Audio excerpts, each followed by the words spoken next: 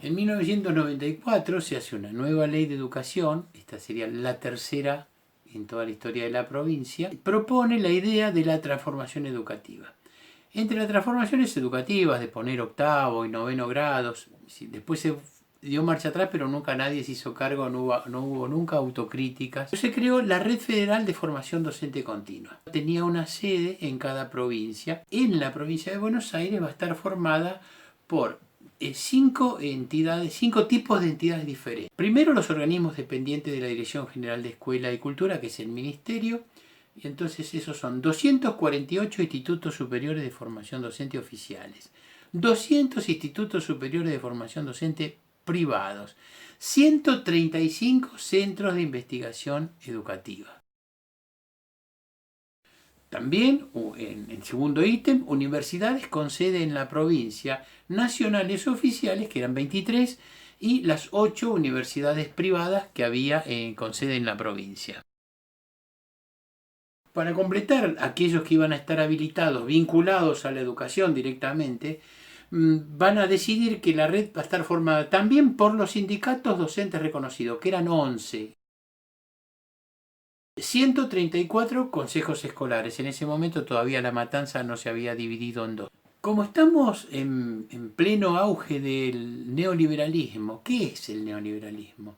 La idea de la meritocracia, la idea de acceder a un bien de consumo, justamente el consumo, y la idea de que el mercado tiene que incidir también en la educación pública. Entonces se va a permitir que organizaciones no gubernamentales, ONGs en la capacitación y mercado podríamos llamar.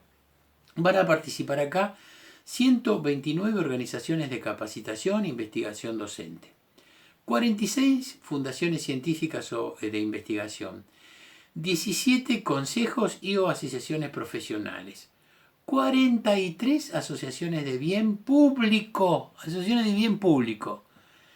9 entidades religiosas, 10 editoriales, organismos consultores nacionales e internacionales, ahí un genérico, y 11 asociaciones sectoriales. Es decir, que cualquiera puede incidir en la formación de los docentes de la provincia de Buenos Aires. Bueno, digo esto porque estoy investigando la provincia de Buenos Aires, pero esto se replica en todo el país. Esto generó un enorme negocio sin ningún tipo de control. Pocas veces uno puede sentir vergüenza ajena. Esta es una de esas veces. ¿Por qué? En otro momento hablaremos de los sindicatos, de los consejos escolares, si es que hicieron nada. En esta cosa crearon institutos superiores de formación docente privados. El más escandaloso es el caso de la Federación de Educadores Bonaerenses, la FEB, que creó un instituto superior reconocido en la Dirección General de Enseñanza Privada. Digamos, creo que lo más grave es eso, porque además vende la capacitación.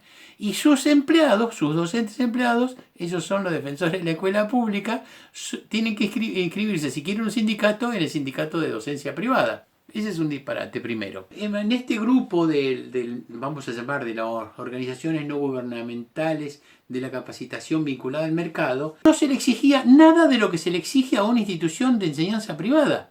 Es decir, no tenían que tener edificios. De hecho, en un momento se empezó a hacer una investigación, los tipos atendían en un kiosco. No tributan, porque la docencia no tributa. No tributaban al fisco. Se llenaron de dinero. Empezaron a vender puntaje. ¿Qué quiere decir vender puntaje?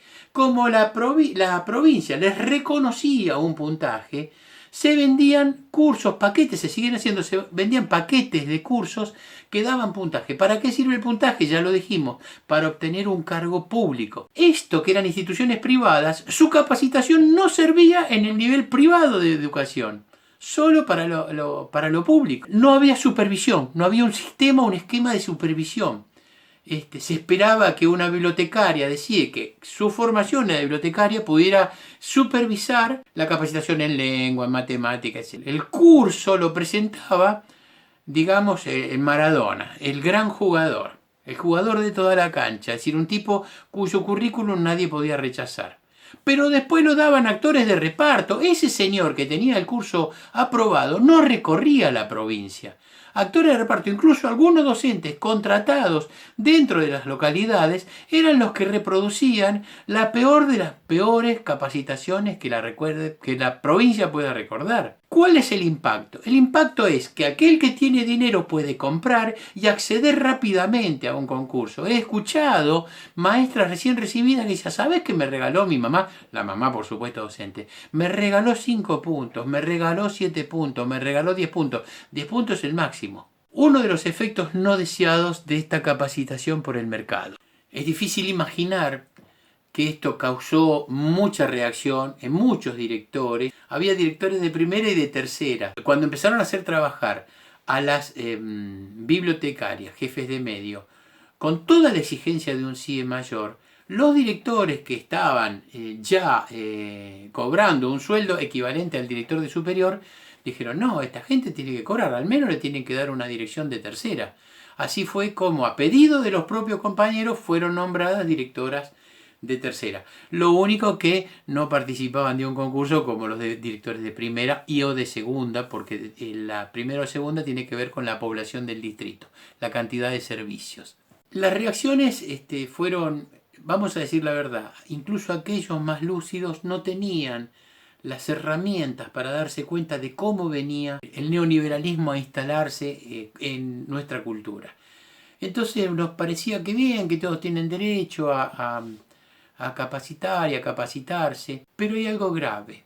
Se empezó a dar puntaje que nadie verificaba. Eso no impacta en el sistema educativo de ninguna manera. Entonces era un como sí. Cuando empezamos a investigar el tema, nos descubrimos que nunca nos daban la lista, nunca podíamos acceder a la lista completa de las instituciones externas, oferentes se las llamaban. ¿Sí? En la ley de la oferta y la demanda, el que ofrece es el oferente. Y el que demanda es el que necesita el puntaje. Así que parecía un negocio lícito. Nunca logramos la lista. La pedimos de todas las maneras, a pesar de que existe una ley provincial de que debe ser obligatorio para el funcionario transmitir, la información debe ser pública, siempre se encubrió desde la dirección de capacitación la lista completa de las instituciones. ¿Y quiénes eran sus dueños y quiénes eran sus responsables? Se nos iban filtrando cada tanto que exfuncionarios de las distintas gestiones, desde los radicales que empezaron allá en el 85 con las primeras instituciones, una se llamaba Vocación Docente, cuya dueña era Setembrino, y Setembrino habría sido secretaria de Educación del gobierno de Armendáriz, radical. Pero después, todos los gobiernos que vinieron después, neoliberales peronistas, también tuvieron sus funcionarios y sus amigos y sus trabajadores dentro de esas instituciones. Entonces era imposible acceder a esa información. Por supuesto que cada vez que recuerdo eso, a mí me hace acordar esa consigna que dice, la única lucha que se pierde es la que se abandona. No. Las que te derrotan también. Y esta era una derrota tras otra de los directores de CIE y del sistema público a manos de esta gente. ¿Cuál era la propuesta última? Porque hasta que uno se da cuenta de cuál debería ser la propuesta, miren, se las alcancé a hacer a la profesora saliente de la gestión de María Eugenia Vidal, que es de mi pueblo. Se cumplieron 50 años del CIE de Tandil. Yo fui a esa reunión y pude hablar con ella y le sugerí, ustedes que son neoliberales, que ustedes son liberales abiertamente, lo dicen, no como los otros que eran neoliberales proteccionistas. Le digo, ¿por qué no dejan todo en manos del mercado? Así solo sobrevive lo bueno y no le dan puntaje. Lo dejan en manos, pero ¿cómo es posible? Digo, mira, si yo hago un curso de sordos, lo que me importa el lenguaje de sordos es aprender a comunicarme con los sordos. Hago un curso de lenguaje de braille, no me importa el certificado, yo me quiero comunicar con los chicos ciegos. Entonces, hacé lo mismo, a ver si estas porquerías que ofrecen, que nunca se van a usar en el aula y que después no se les puede pedir que este certificado que presentaron lo acrediten en la práctica. Dejar en manos del mercado es la salida. Esto lo digo porque desde los liberales del 90, que fueron quedando en la burocracia estatal, más los neoliberales del 2015 al 2019, más lo que todavía puede estar adentro de la Dirección General de Escuelas, es bueno decir, vamos a ser neoliberales en serio, dejemos todo en manos del mercado, solo va a sobrevivir lo bueno. pudo mantenerse una estrategia de formación, pero en 1999 se hizo un plan provincial de formación docente continua y los CIES continuaron con trayectos formativos, seminarios y cursos. En el 2001, el proyecto de red de centros de actualización e innovación educativa, que se lo llamó CAIE, se instalaron en algunos CIES y en los institutos superiores de formación docente. ¿Por qué lo aceptaba la provincia? Porque eso traía recursos.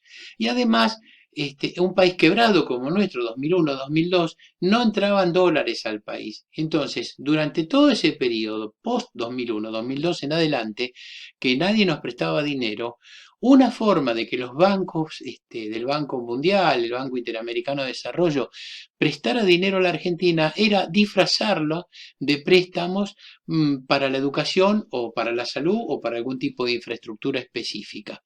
De ese modo entraban dólares frescos al país, se convertían en pesos y a las provincias recibían pesos, pero quedaban endeudadas. Así que fue la forma en que cuando todos decían que no ingresaba dinero, durante todo ese periodo en que estuvimos en default y durante gran parte hasta más o menos hasta el 2010 ingresó, no, hasta el 2015 ingresó dinero de esa manera, con organismos internacionales. Algunos cambios que fue habiendo en la cuestión administrativa era si los CIES iban a depender de la dirección de capacitación, si de la dirección de superior. Bueno, en esa disputa hay idas y venidas.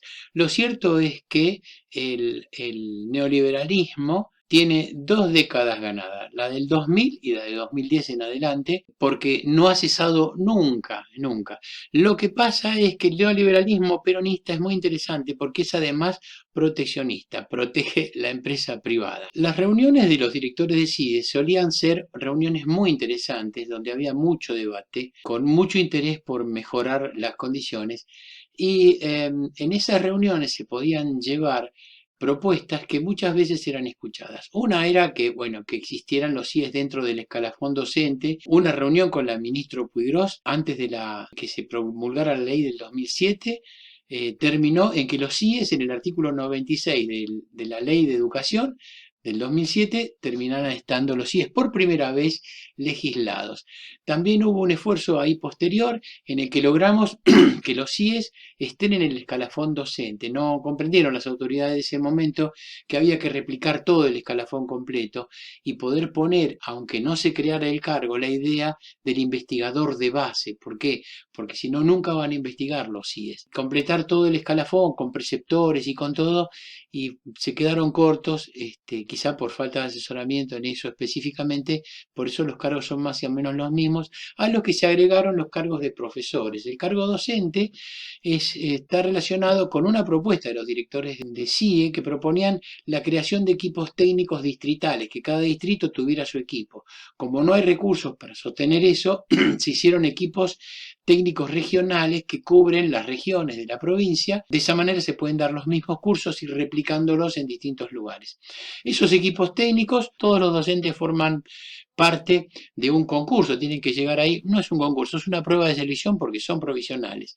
Y eso también fue un camino de disputa porque fueron trabajadores precarizados, primeros contratados, monotributistas, sin derecho a agremiarse, sin licencias, y todos los derechos docentes obtenidos durante 100 años de lucha de la docencia, del sector, se perdieron en el momento en que se empezó a tercerizar, a trabajar como monotributistas. Ese es un vicio que se mantuvo durante mucho tiempo. Un logro poner en planta a los docentes. Lo que no fue un logro fue que esos docentes iban a ser coordinados por un equipo técnico central que no pasaba por ninguna prueba de selección, eran puestos a dedo. Mientras que, acá no estoy discutiendo la capacidad ni la formación, sino que además no estaban normados ni reglamentados de ninguna manera. Por eso terminaban siendo un doble comando.